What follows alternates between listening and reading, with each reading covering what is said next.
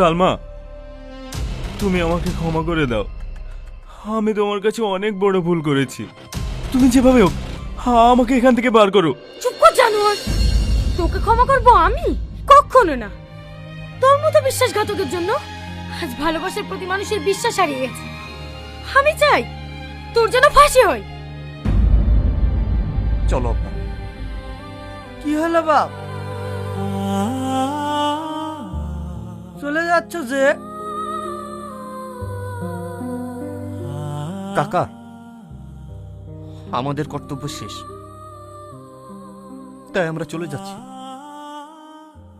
Tony, তোমার কর্তব্য শেষ হয়ে যেতে পারে, কিন্তু আমার কর্তব্য শেষ হয়নি।